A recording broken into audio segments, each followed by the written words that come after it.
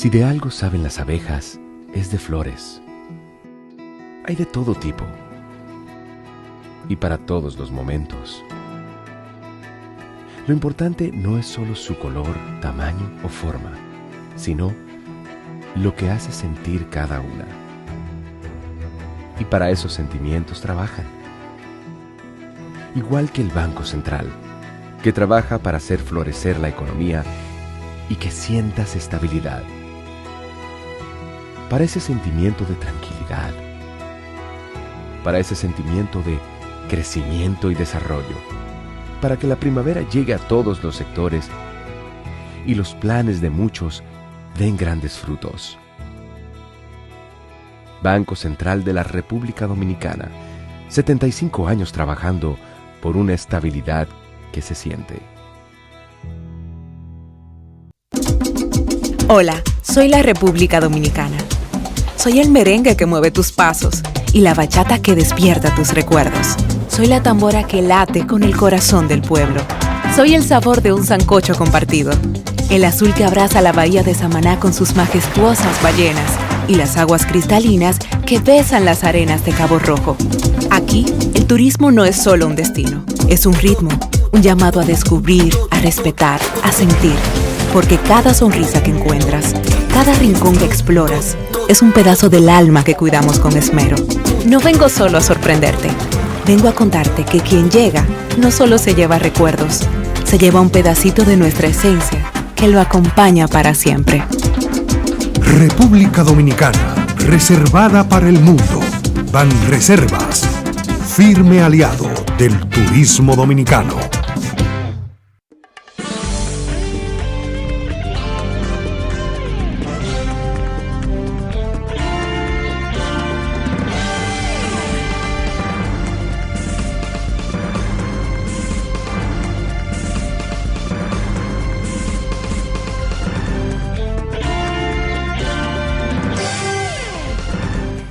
Muy buenas tardes, amables televidentes. Bienvenidos a su cita diaria, crepuscular y nocturna en Teleimpacto, que es al final de la tarde despidiendo el sol y comenzando la noche. Ponga su caridad en buenas manos. Apoye el Patronato de Lucha contra el Cáncer de Villa González Incorporado. 809-443-8010.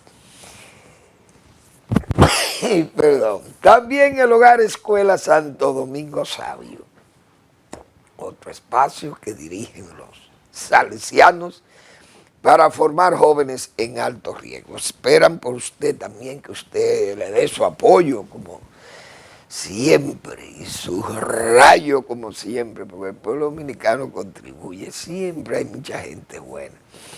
Avenida Independencia, esquina General Gregorio Luperón, en Santo Domingo. Bueno, en España todavía no se ha determinado cuál ha sido la causa de ese apagón tan raro en esa sociedad, pero si es aquí, ese apagón general, inmediatamente sabemos, porque aquí sí es verdad que estamos entrenados en esos asuntos. Sobrecarga. Entonces,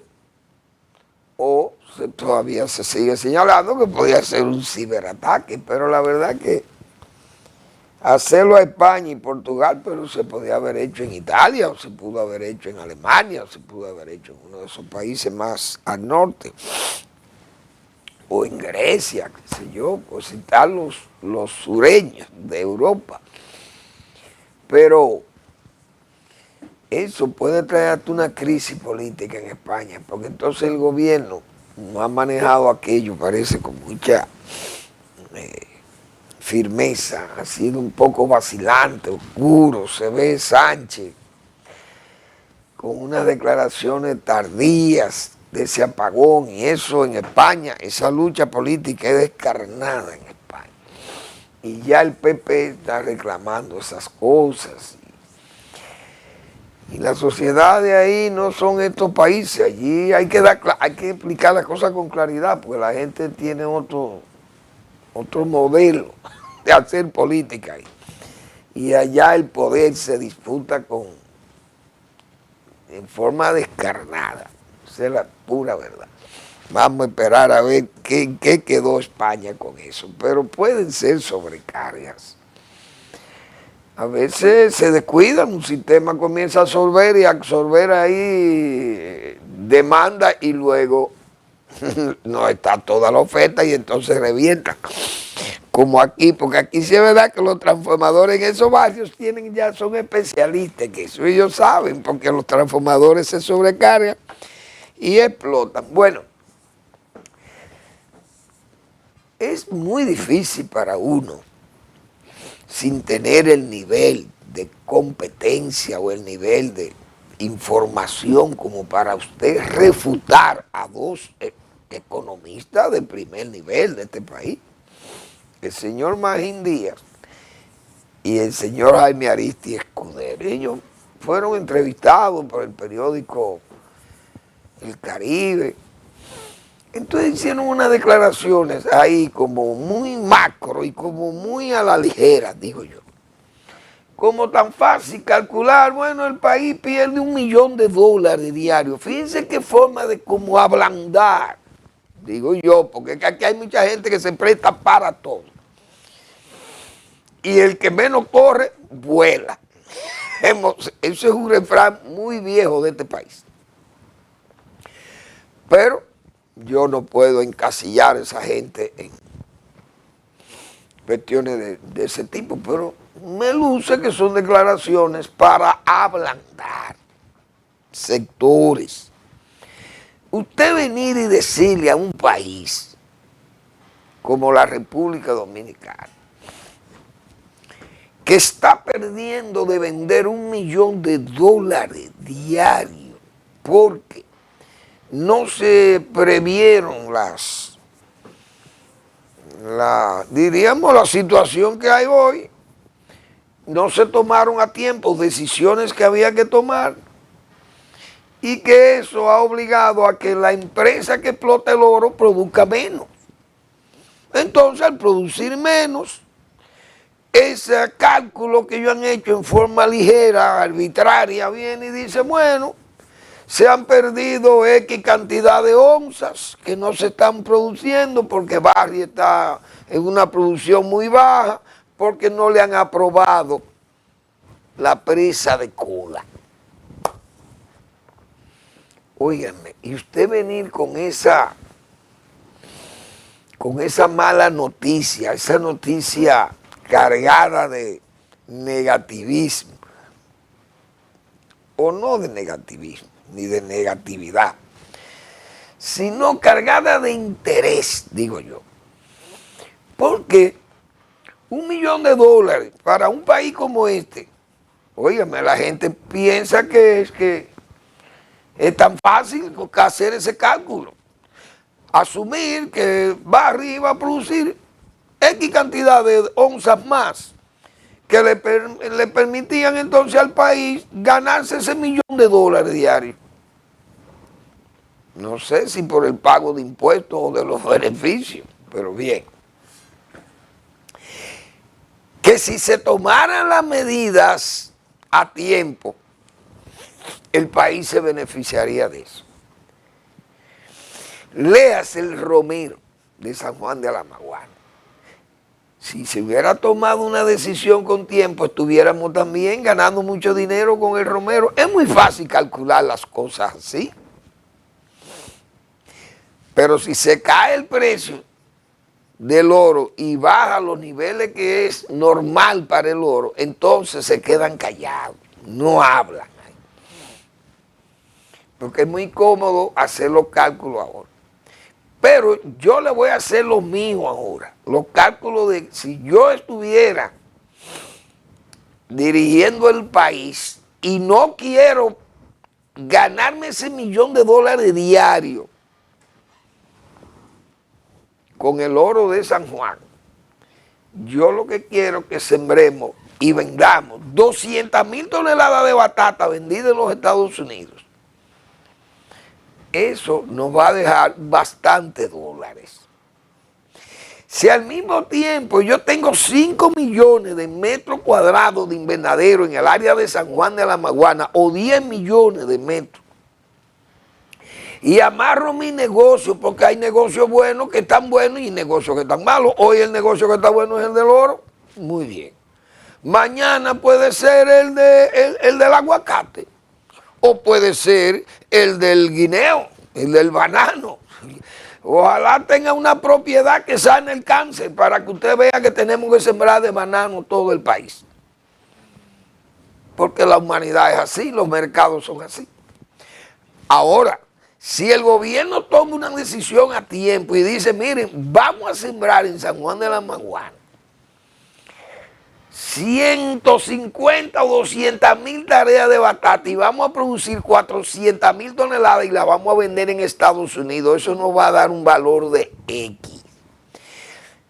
Bueno, las compañías que procesan guandules quieren 1.600.000 cajas de guandules enlatados en la República Dominicana. Ah, pero vamos a producir en San Juan. Pues San Juan es un valle enorme que tiene ahí 300 o 400,000 tareas de tierra que la podemos aprovechar en plano.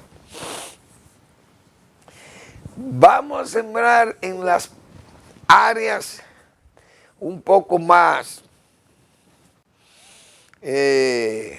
con una orografía un poco más alterada. Vamos a sembrar entonces frutales, que aguacate, vamos a seguir sembrando limones, que San Juan el limón parece que ha prosperado. En resumen, si yo pongo 10 millones de metros cuadrados para producir vegetales de estación y vender en los mercados, ¿cuántos millones de dólares también yo podría producir más sano que lo del oro? Porque es muy fácil no hacer cálculos así tan arbitrarios. Pero uno sabe que esos son todos comentarios interesados, porque hay que aprovechar el precio del oro. Pero todo el mundo sabe que ese precio del oro, eso no se sostiene ahí.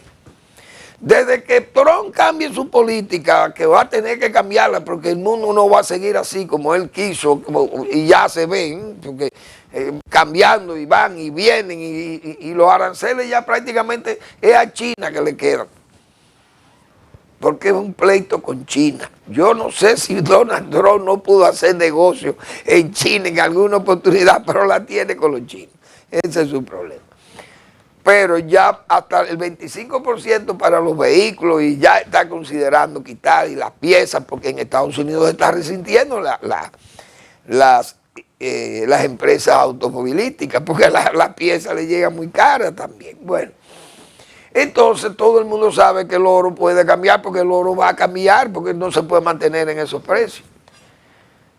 Pero fíjense cómo se arreglan los comentarios, como para que vayan dirigidos a tranquilizar sociedades o comunidades y al mismo tiempo impulsar políticas gubernamentales también. Así no, pienso yo que no debe ser así, porque también el agro es más sano y produce muchísimos millones. Hoy, ¿cuántos millones de dólares no exportamos nosotros del agro? Y lo que no exportamos porque no se atienden o no se le dan las facilidades a los productores. Vamos a invitar compañías extranjeras que vengan, miren, aquí tenemos muchísimo terreno, instálense aquí, siembren melones o sandías, lo que ustedes quieran, y vamos a exportarla, que eso genera riqueza. Tal vez aparecen también inversionistas. Ah, pero entonces es el oro. Porque uno sabe que es el oro de San Juan, ni siquiera el de Barrigol, es el oro de San Juan, el oro de Maquena, como dice. Ay, Dios mío, cuántas cosas. Bueno, también Martín Valerio, mi amigo Martín, que es como si fueran los hijos de nosotros, porque es Martín, hijo de Miguelito, que en paz descanse, Miguel Valerio, excelente caballero. Entonces Martín es directivo de la, ¿cómo que se llama? La Cámara Minera, algo así. Pero Martín hizo unas declaraciones que ya nosotros habíamos hecho un comentario aquí, precisamente sobre esos aranceles del 10%. que qué iba a pasar con los minerales que se exportan a los Estados Unidos. Decíamos nosotros aquí, a raíz de que el presidente Trump estableció el 10% a todo el mundo y a nosotros nos quedó ese 10%. Entonces yo decía, bueno, ¿y qué va a pasar con los metales, con estos minerales que se explotan aquí y que se exportan a Estados Unidos? ¿Serán cargados también con el 10%? Es decir, el oro que se venda en Estados Unidos, el cobre que se vende en Estados Unidos o el ferroníquel que se lleve a Estados Unidos. ¿Tendrá que pagar el 10% también? Nos preguntábamos nosotros a raíz de ese 10% de Trump. Pero parece que eso va también a los minerales, por lo que leí de Martín. Todavía parece que ellos no tienen la información correcta. Pero hay esa preocupación en los mineros también, de que se le cobre el 10% a la entrada de esas mercancías a los Estados Unidos. Pero eso es grave para Estados Unidos, porque es que eso va a incrementar los precios también de todos los productos derivados de esos minerales. Bueno, yo no sé cómo será eso, pero eso no está fácil. Eso no está fácil. Estados Unidos, el señor Trump tendrá que vérsela con esos. Bueno, el presidente ha hecho una invitación a los líderes políticos para que traten el tema de la migración haitiana. Y eso está bien. Pero, decíamos nosotros aquí, desde que el presidente invitó a la firma del Pacto de Nación, que si los partidos grandes de la oposición no querían participar, eso no era problema, porque lo que nosotros tenemos es que aplicar la ley. Y para aplicar la ley de migración no hay que pedirle permiso a nadie. Incluso la ley fue reformada. Leonel Fernández no puede estar en contra de la migración, de que se repriman los migrantes ilegales que sean deportados o repatriados a su país. Porque Leonel Fernández, como presidente, incluso yo creo que Leonel Fernández se atrevió a mucho, porque la dirección de migración se la entregó a la Fuerza Nacional Progresista. Y todo el mundo sabe que la Fuerza Nacional Progresista como partido político es el único aquí partido de este país que le ha dado la cara, le ha puesto pecho y le ha puesto músculo, como se dice, a esa invasión haitiana en este país. Vamos a estar claros que incluso la decisión de la Junta Central Electoral de desenmascarar a los prohaitianos dominicanos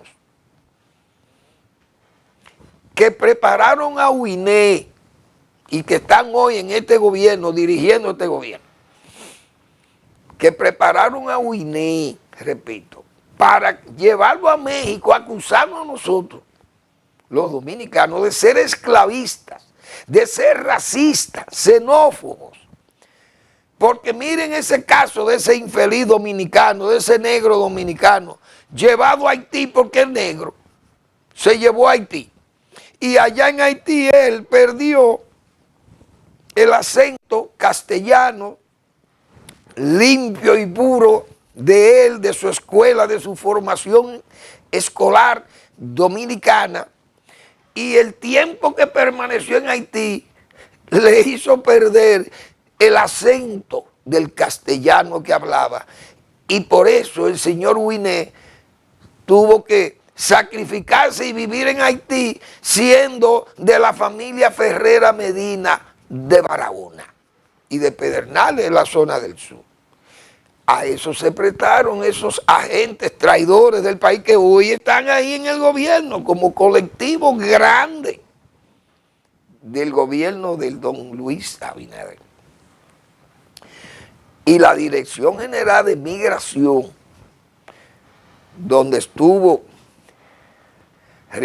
José Ricardo Tavera, secretario de la Fuerza Nacional Progresista, y ellos tuvieron una representación muy digna y fueron a México y desenmascararon también esa trama contra la República Dominicana. Y se hizo el trabajo de desenmascarar esa traición. Entonces, no pueden estar en contra de la migración, de las repatriaciones y de las medidas migratorias que toma el gobierno, porque el gobierno no está abusando de nadie, lo que está es aplicando la ley. Y la ley dice que si usted es ilegal en este país, usted hay que deportarlo. Y que si hay cubanos aquí, hay que deportarlos. Pero también uno sabe que los cubanos ni los venezolanos son un peligro para la estabilidad y la nacionalidad o la soberanía nuestra. Todo el mundo sabe eso. Ahora, lo que sí representa un peligro para nosotros es toda esa paridera de mujeres aquí, ese asentamiento, 496 asentamientos de haitianos y cada día viniendo más y haciéndose dueños de muchísimos espacios públicos y del trabajo y de la buhonería y de toda la República Dominicana y haciendo un papel de fusión poblacional. Es decir, esto es de nosotros y entramos y salimos aquí como si esto fuera territorio de la misma isla, la isla compartida. ¿Y desde cuándo nosotros hemos sido isla compartida con Haití? ¿Por qué? Porque son dos poblaciones totalmente diferentes. Nosotros somos totalmente distintos a esa gente. Bueno, entonces, el gobierno, decíamos nosotros cuando el pacto, aplica el pacto, aplíquelo, presidente, porque es la ley. Entonces fue óbice para no aplicar el pacto que no participaran los partidos de oposición. Problema de ellos si no quieren ir. Ahora, en el gobierno de Danilo Medina sale la decisión constitucional del Tribunal Constitucional, la sentencia 168.3. Y a raíz de salir esa sentencia, en pleno gobierno de Danilo Medina, ese gobierno de Danilo Medina comenzó a torpedear esa sentencia. Y terminó, como todo el mundo sabe, haciendo dominicanos a muchísimos haitianos, ilegales. Pero peor, porque puede ser un ilegal sano. Bueno, soy ilegal, pero he querido mimetizarme como dominicano, como dice. Pero esto no, estos fueron gente que transgredieron el registro civil, lo violaron a redes, sabiendo que ellos eran haitianos, sacando y falsificando documentos de la Junta Central Electoral para hacerse como nacidos legales en la República Dominicana. Hijos de padres legales en la República Dominicana, sabiendo uno que todo eso era falso y lo demostró la Junta Central Electoral. Vamos a hacer una pausa para seguir con el tema.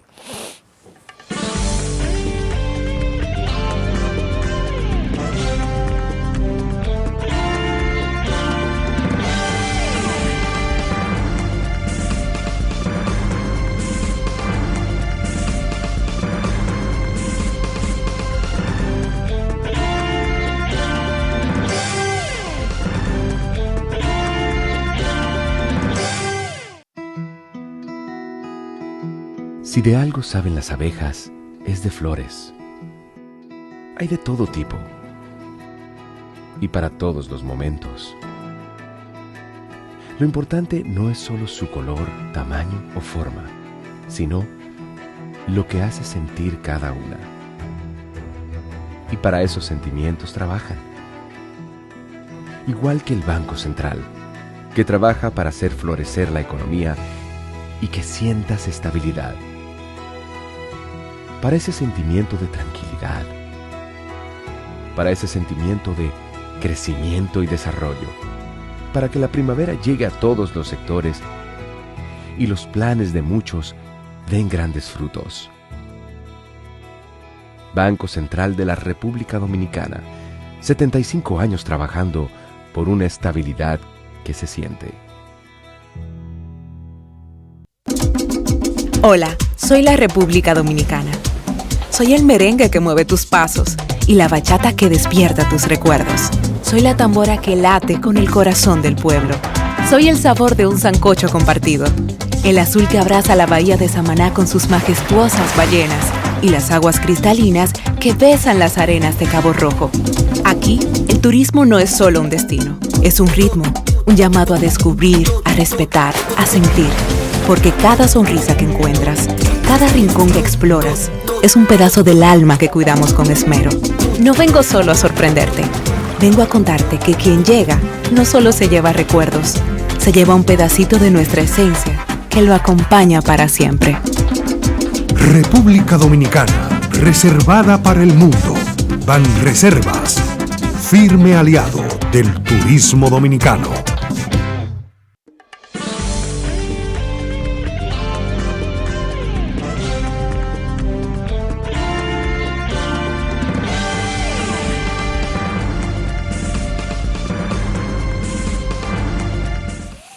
Muy bien, entonces hay que precisar que esa sentencia 168.13 fue atacada por el propio gobierno de Danilo Medina.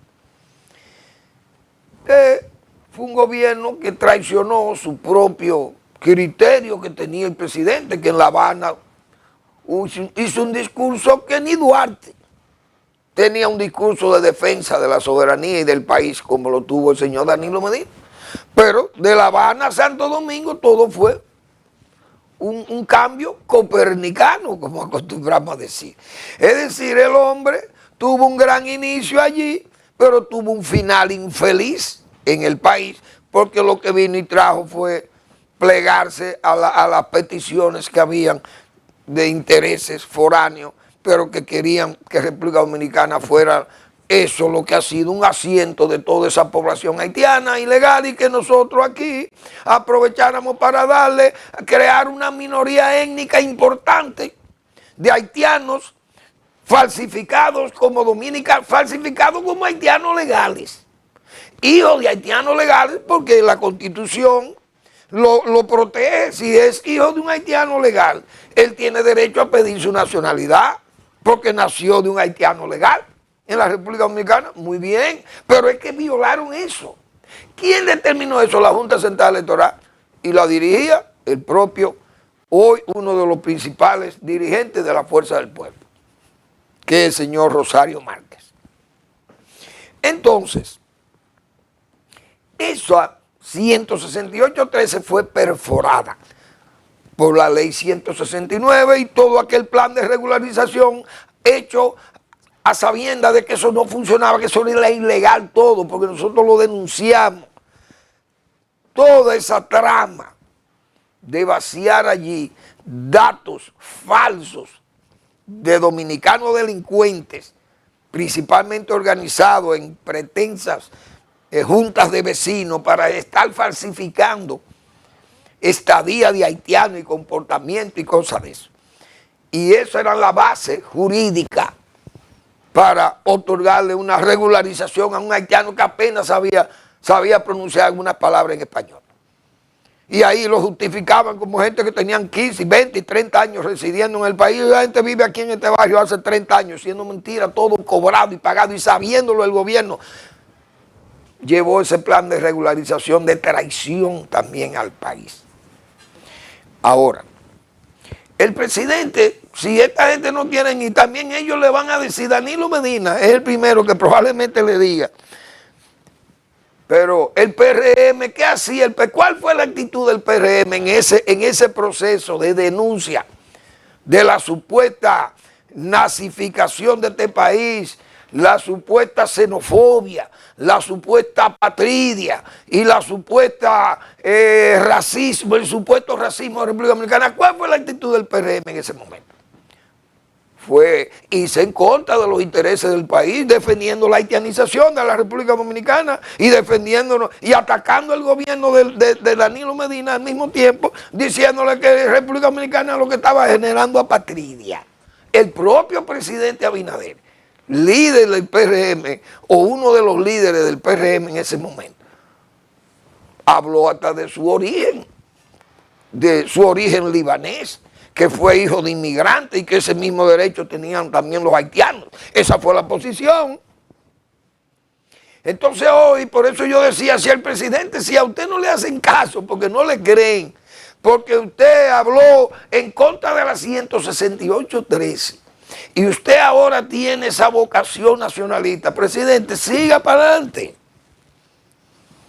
Si no quiere ir la Fuerza del Pueblo o no quiere ir el PLD o el PRD, siga usted para adelante con su programa. La gente va a aceptar, siga con el programa. Fíjense todo lo que nosotros denunciamos aquí, diciendo que las parturientas no eran traídas, que las parturientas están aquí, mírenla cómo salen, las que se están yendo voluntariamente. Por montones sí se van preñadas con su barriga y y una recua de niños. ¿Dónde han nacido? Aquí, por eso es que están llenas.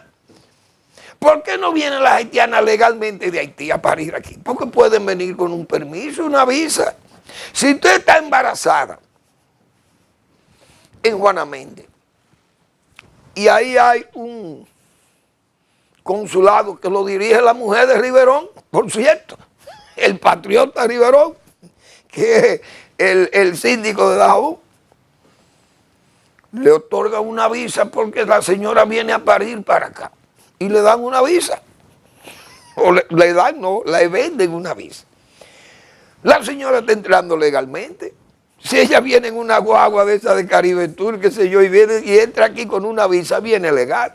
Ahora que la reciban allá, bueno, ella viene en estado grávido de un embarazo muy pronunciado, ya muy casi terminal, entonces hay que atenderla. La mujer viene por 15, 10 días al país, sin tal, y sale con su visa y se puede retirar a Haití. Es decir, las parturientas, si vienen de Haití, podían venir acompañadas de un tráfico de eso, es verdad. Pero si usted viene legal al país, usted entra legal al país. Yo me imagino que la frontera ya, cuando la guagua regresa, viene de Juana Méndez o de Puerto Príncipe, yo, por los puntos de entrada. Y revisan, ¿quiénes son los pasajeros que vienen aquí? Esta mujer es preñada toda. Ah, no, mire mi pasaporte y mi visa.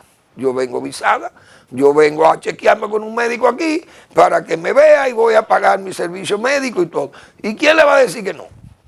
Pero es que eso no es así. Lo que es así es que están aquí en asentamiento, tipo Matamosquito, Friusa y 494 más que hay en todo el país y en todos los barrios nacionales. Y ahí hoy lo estamos viendo. Vean la recua caminando, cuando los que se están yendo voluntariamente, las mujeres, todas van embarazadas. Su barriga y una recua de 3 y 4 niños acompañándolas. ¿Hoy usted cree que hay país que aguante eso? De 541.000 partos en este país, 552.000 partos en un año, el 32% son de haitianas. ¿Qué país aguanta eso? Ahora, ONU y Amnistía y todos esos organismos que protesten. El presidente ya le dijo, ONU, vayan, ayuden a Haití allá. Amnistía, vaya, ayuden a todas esas mujeres, vayan, llévenlas, ya que nosotros no resistimos el nacimiento de 150.000 muchachos aquí en 5 años, o 35.000 haitianos todos los años naciendo en este país en forma desconsiderada y descontrolada. Nosotros nos resistimos porque vamos a desaparecer como pueblo. O ustedes lo que quieren es que nos fundamos con Haití. Miren, nosotros no tenemos, lo vamos a despachar a todos para Haití. Si el presidente dice eso, no hay opositor que hable. Tienen que quedarse callados. Por tanto, apliquen la ley. Y el pacto que está ahí no se aplicó porque este gobierno no tiene vocación para aplicar ese pacto. Porque el presidente tuvo ahí todo el apoyo de todos los partidos, de los rectores y hombres y mujeres, lo principal de este país. Pero no se le ha puesto la mano al pacto, que nosotros aquí nos cansamos de presentar el pacto. Pero bien, Leonel Fernández ha señalado que hay que invitar más sectores. Si ellos están dispuestos a participar, excelente. Y el presidente tiene que citar no a los líderes políticos nada más. Porque los líderes políticos, aunque tengan su criterio, pero no me pueden imponer a mí ni a nadie que el criterio de ellos sobre la migración tiene que ser el mío para seguir en una forma borreguil al líder. No es verdad. Ahora, Leonel Fernández citó el caso de que vayan más sectores. Y aquí hay que comprometer, presidente Abinader, al CONEP y a los comerciantes y a los contratistas de constructores de construcción y a los agroempresarios. Hay que convocarlos para que den su opinión, porque esos 4 grupos y la Iglesia Católica también, que se ha convertido en refugio de eso y en defensora de esa haitianización del país por humanitarismo y por convicciones religiosas del cristianismo y la defensa de los más humildes y toda esa política vaticanista de la periferia y de los votos de pobreza del Papa Francisco, que en paz descanse. Pero República Dominicana no puede pensar así. Entonces, esos sectores, turismo, construcción, comercio, CONEP y la Iglesia Católica, que vayan también a esas reuniones para que pongan y fijen su posición, porque esa gente son los que se benefician. ¿Ustedes creen que los comerciantes y el CONEP van a salir hablando en contra de los migrantes haitianos y del mercado haitiano? Porque a ellos lo que les interesa es vender. Esa gente no tiene criterio, ninguno tiene criterio de nacionalidad. El criterio de ellos es de comercialidad. No de dominicanidad, sino de comercialidad. Hoy, a pesar de todo, un miembro importante que fue del CONEP, presidente del CONEP, creo que fue Julio Virgilio Brache, de Rica, gran empresario, joven empresario, heredero de su padre, el doctor Brache, excelente emprendedor dominicano, que en paz descanse también. Y Julio Virgilio ha dicho algo que me pareció práctico. Miren, a Naciones Unidas, vayan a Haití y llévenle un hospital en un barco, de un hospital flotante, que los hay. Naciones Unidas tiene muchísimos barcos porque ellos se despliegan en Gaza. En Gaza han muerto 40,000 por la guerra. ¿Y cuántos van en Haití por la guerra? Por una guerra irregular, ¿cuántos van en Haití? Que no lo han bombardeado nadie, se están matando ellos unos a otros, igual que en el Congo y en toda la África negra. Óigase bien, en toda la África negra se matan unos con otros. O quieren más desgracia que la que hay en Darfur y en esos Sudán, y en todo, en el Congo, y en Ruanda, y todo en Mali, y en todos esos países africanos. Las guerras no cesan. Las muertes no cesan. Entonces Naciones Unidas tiene el mundo en ascuas pidiendo por Palestina. Muy bien que se pida por Palestina, pero hagan un esfuerzo en Haití. ¿Por qué no lo hacen en Haití? Porque tienen un colchón aquí en República Dominicana muy cómodo. Nosotros dijimos aquí desde el principio, cuando el presidente fue presidente, deporte masivamente, depórtelo, que cuando nosotros le llenemos a Haití de nuevo de su gente, ellos van a protestar y van a gritar, y véalo ahí. Ahí anda el griterío de la ONU. Ahora, como dijo Julio Virgilio, vayan, calen un barco hospital allí en Haití, que paran ahí en ese barco hospital y de ahí la despachan para Haití. Pero ellos quieren eso. Ellos lo que quieren es que esas mujeres metan 700,000 haitianitos aquí todos los años para llenarnos y hartarnos de haitianos. Y el país que pierda su identidad e incluso ya ha perdido su color, y que me digan lo que le dé su gana a los adversarios. Que me digan que eso es racista, xenofobia, que eso es mimetizarnos en la blanquedad y en el mulataje. Todo lo pueden decir. Ya hoy este país luce más oscuro que lo que era antes. ¿Por qué? Porque ese super país que es Haití como población, superpoblado, es un país súper pobre, súper hambriento y súper peligroso. Eso es lo que nos da Haití. Ahora, tenemos dentro de este país gente que actúa en forma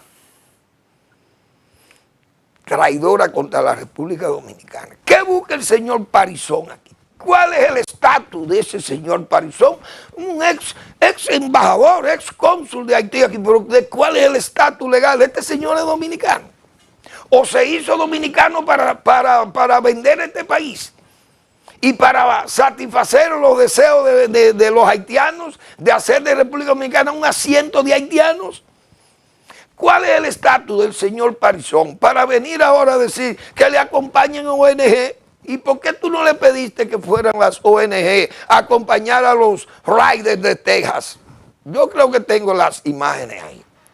Eric, si tú eres tan amable, vamos a recordar esas imágenes de los riders de Texas, tirándole los caballos encima a los haitianos y dándole fuetazos. ¿Y dónde estaban estos charlatanes? Esta mesa, una mesa de migrantes haitianos, que yo decía aquí en tono jocoso, que solo faltaba que a los haitianos y a las haitianas le lleváramos azafatas para que le brinden agua y refresco y emparedados. Ahora las guaguas son tan cómodas que llevan hasta bares, yo creo que llevan ahí baños y aire acondicionado muy cómodo y azafatas para brindarle a las parturientas y a los repatriados haitianos. Y allí, miren ahí, ¿por qué no van a Estados Unidos? ¿Por qué Parizón no pide que las ONG acompañen a los haitianos allá? ¿Por qué? Que vayan allá a Estados Unidos. Mire el trato que le dan allá en Estados Unidos. Entonces, a nosotros que protejamos los derechos humanos, van una señora de ahí de la Embajada Americana a pedirle al presidente Abinader que respetemos los derechos humanos y miren en Estados Unidos el respeto en Texas que hay por los haitianos. Nosotros nunca hemos tratado a los haitianos así. Pero es muy difícil protestarle a Estados Unidos, no es igual protestarle a Estados Unidos que aquí. Entonces tenemos estas cabezas de puente, de playa interna, haciéndole daño a la República Dominicana. ¿Qué busca el señor? Que el señor Esperanzé lo diga desde Haití. Eso es problema de él, allá en Haití, que quiere que República Dominicana y Haití hablen. ¿Hablar de qué? Nosotros tenemos que hablar con nadie para sacar inmigrantes que estén aquí ilegales. Eso lo hace cualquier país, cualquier tribu organizada. Saca ilegales que lleguen a su territorio. Porque eso se respeta. Vamos a la pausa.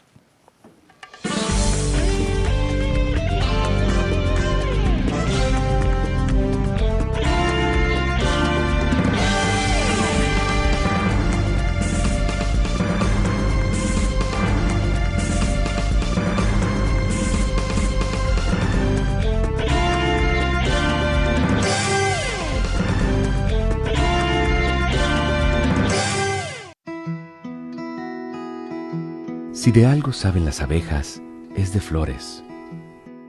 Hay de todo tipo y para todos los momentos.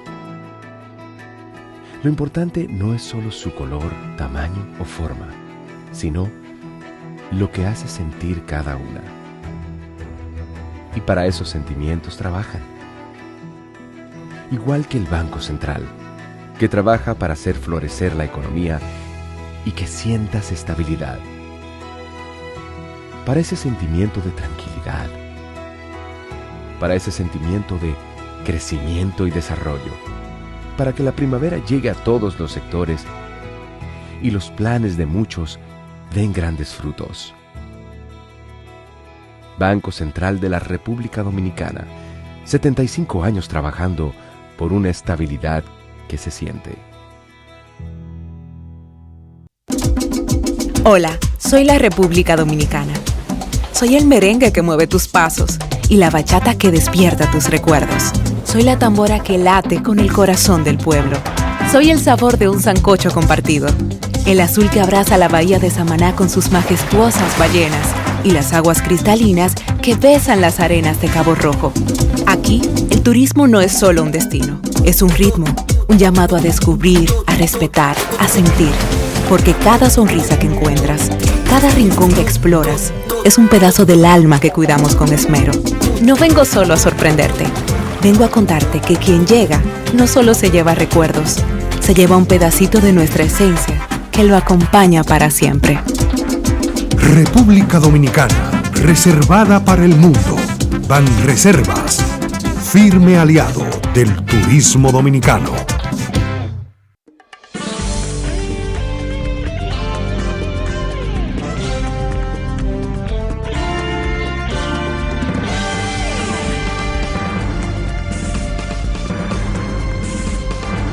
Bien, hoy leí un editorial áulico en este país.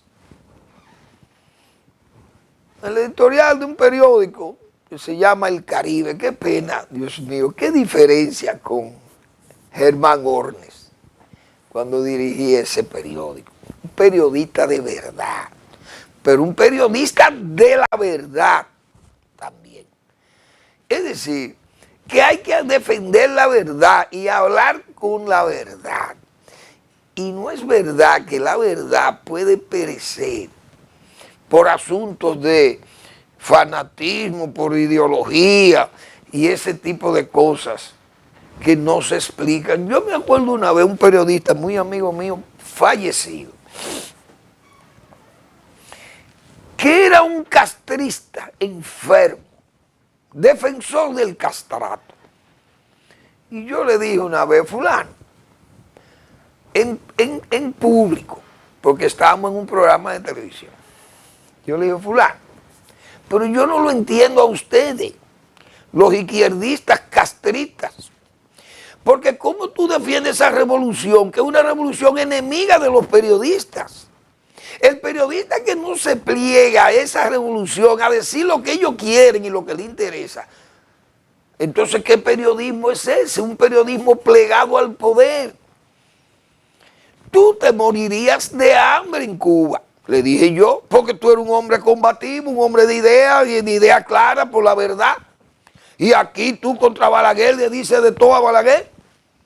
Entonces en Cuba tienes que tragarte la lengua, te morirías de hambre si no te afilias a la revolución. No, y me quiso evadir, pero le estaba diciendo la verdad. Pero es que la verdad hay que confesarla con ese error o con ese malentendido que hay con ella. O ser y luego no ser. O también acomodar las cosas por ideología. Este editorial de hoy, del Caribe, que hay como que saludar y abrazar a Lavrov, el señor canciller de Rusia. Qué bueno que el país venga, que venga Lavrov y abrazarnos con Lavrov y recibir a Lavrov y aplaudir a Lavrov. ¿Y cuál es el interés que pueda tener un pueblo libre como República Dominicana? De recibir con los brazos abiertos y con abrazos querido a Lavrov, el canciller del genocida de Rusia.